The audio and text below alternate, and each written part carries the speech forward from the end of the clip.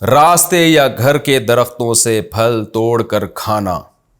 ادھر راستے میں یا کسی کے گھر میں بہت پھلدار درخت ہوتے ہیں، لیکن یہ لوگ ان پھلوں کو استعمال نہیں کرتے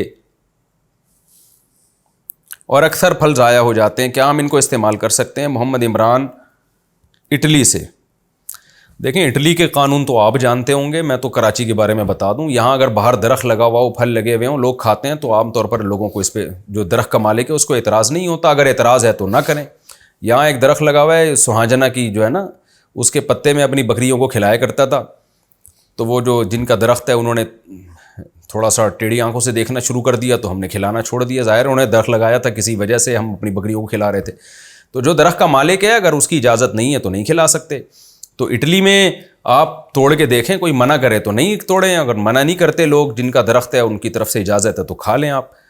ہاں، یہ اگر درخت کے مالک کی طرف سے اجازت نہیں ہے پھر آپ نہیں کھا سکتے۔ پھر یہ دلیل کہ ضائع ہو رہا ہے اس سے بہتر ہے میں ہی کھا لوں، یہ دلیل ٹھیک نہیں ہے، کیونکہ جس کی ملکیت میں کوئی چیز ہوتی ہے اس کی پرمیشن کے بغیر آپ وہ چیز استعمال نہیں کر سکتے، اگرچہ وہ ضائع ہی ہو رہی ہو، آپ کو اجازت نہیں ہے، وہ ضائع ہو رہی ہے، اس کو گناہ ملے گا، لیکن کسی کی پرمیشن کے بغیر، اس کی دل کی رضا کے بغیر آپ اس کی ملکیت کا استعمال نہیں کر سکتے۔ عام طور پر ایسے درختوں میں اجازت ہوتی ہے جو باہر لگے ہوئے ہوتے ہیں گلی میں اور پھلوں سے بھرے ہوئے ہوتے ہیں، عام طور پر مالک کی طرف سے اجازت ہوتی ہے۔ خاص طور پہ مالک توڑ بھی نہیں رہا تو یہ اس کی بظاہر اجازت ہی لگتی ہے کہ وہ اس نے سب کے لیے اس کو عام کیا ہوا ہے۔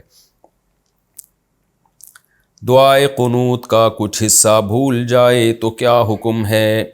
دعائے قنوت کا کچھ حصہ رہ جائے تو کیا سجدہ سہو کرنا ہوگا؟ کامران اکرم: نہیں جی، دعائے قنوت وتر کی جو آخری رکعت ہے نا اس میں دعا پڑھنا لازم ہے، دعائے قنوت پڑھنا سنت مؤکدہ ہے۔ سنت مؤکدہ کے چھوٹنے سے سجدہ سہو لازم نہیں ہوتا۔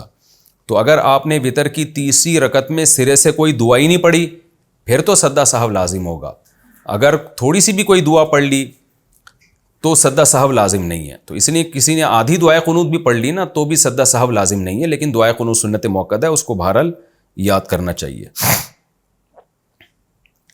اذان کے دوران لیٹنے کا حکم: اذان کے وقت لیٹنا نہیں چاہیے، کیا یہ بات صحیح ہے؟ بنت جمال کراچی سے۔